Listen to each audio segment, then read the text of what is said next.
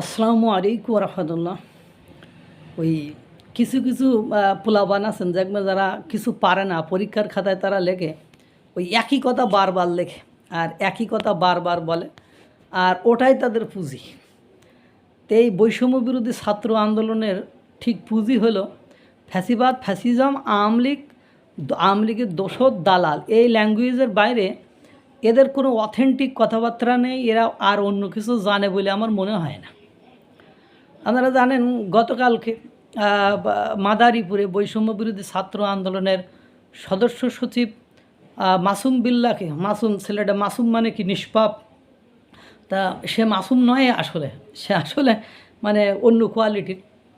সেই মাসুম বিল্লাহ এনসিপির কালকে মাদারীপুরে একটি অনুষ্ঠান ছিল, সেখানে যে ওদের দুই পক্ষের ভেতরেই যেহেতু এনসিপির অনুষ্ঠান, সেখানে বৈষম্য বিরোধী ছাত্র আন্দোলনের এই মাসুম বিল্লাহকে এনসিপির ওই দাওয়াতে গিয়েছিল এবং বৈষম্য বিরোধী ছাত্র আন্দোলনের সময় এই মাসুম বিল্লাহই নাকি মাদারীপুরের হোতা, অর্থাৎ মানে মাদারীপুরে যে আন্দোলন, বৈষম্য বিরোধী ছাত্ররা যে আন্দোলন করেছে সেই আন্দোলনের নেতৃত্ব এবং তারই আহ্বানে সেই প্রথম এই আন্দোলন নাকি শুরু করে। সে ব্যাপক বিশাল নেতা, সে নেতা আর কোনো শেষ নেই। যাই হোক, তাকে ওই এনসিপির এই অনুষ্ঠানে ঢুকে মানে তাদের মধ্যেই মারামারি হয়েছে, সত্যিকার অর্থে যেটা আমি বুঝলাম, তাদের ভেতরেই মারামারি হয়েছে, সংঘর্ষ হয়েছে। এনসিপির সাথে বৈষম্য বিরোধীর এদের সংঘর্ষ হয়েছে, তাকে এলোপাতাড়িভাবে কুপিয়েছে, এমন কুপিয়েছে মানে তাকে মাদারীপুরে হাসপাতালে রাখা যায়নি, তাকে ঢামেক অর্থাৎ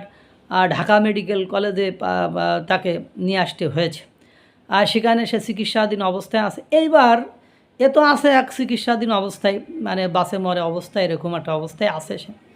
কিন্তু দুর্ভাগ্য হলো সত্য যে ওখানে বৈষম্য বিরোধী ছাত্র আন্দোলনে যারা বক্তব্য দিচ্ছে, এগুলো তো মনে করেন সাদাবাজ, এগুলো তো মনে করেন নিয়োগ বাণিজ্যকারী, এগুলো তো মনে করে মব সৃষ্টিকারী, এগুলো তো যার তার যা খুশি তাই বলতেছে, যাকে তাকে অপমান করতেছে। এদের নেতা ওই যে মবের উস্তাদ, মবের যে মানে মব সৃষ্টিকারীদের যে সর্দার হান্নান মাসুদ, এটা তো আপনি জানেন, সে একটা বিশাল বড় কথা বলেছে।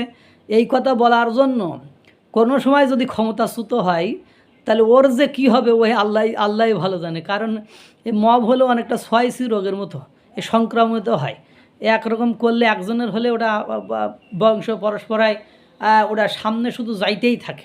যাক, যেটা বলতে চাচ্ছিলাম, তো ওরা আবার বলছে যে এই বা আওয়ামী লীগের ছাত্রলীগের এই ফ্যাসিবাদের এই এজেন্ডা বাস্তবায়ন করার জন্য ওরা এই মাসুম বিল্লাহ, মাসুম মানে নিষ্পাপ, হ্যাঁ, নিষ্কলঙ্ক, কিন্তু ও নিষ্পাপ নিষ্কলঙ্ক নয়, মানে ওকে নাকি কুপিয়েছে, এই ইরাই নাকি কুপিয়েছে। অথচ এই ধরনের মানে কোনো প্রমাণাদি বা তারা যাদের নাম, ওখানে পুলিশেও দেখলাম সাক্ষাৎকার দিয়েছে, তারা যাদের নাম দিয়েছে পুলিশও কিন্তু বলতে হলো না যে হ্যাঁ অমুক দলের সাথে, অমুকের সাথে, তমুকের সাথে তারা সম্পর্কিত ছিল। আর আওয়ামী লীগের সাথে সম্পর্কিত থাকলে তো যে কোনো সময় ওদেরকে পুলিশ অন্ততপক্ষে গ্রেপ্তার করতো। তাহলে বোঝা গেল ওটা এনসিপির নেতা কর্মীরাই এই বৈষম্য বিরোধী ছাত্রদেরকে কুপিয়েছে। আপনারা জানেন তো ওই যে আমি কালকে একটা নীলা ইসরাফিলির একটা ফেসবুক স্ট্যাটাস আপনাদের সামনে শেয়ার করছিলাম, অর্থাৎ আপনাদের পড়ে আমি শুনিয়েছিলাম যে ওদের দলের লোকে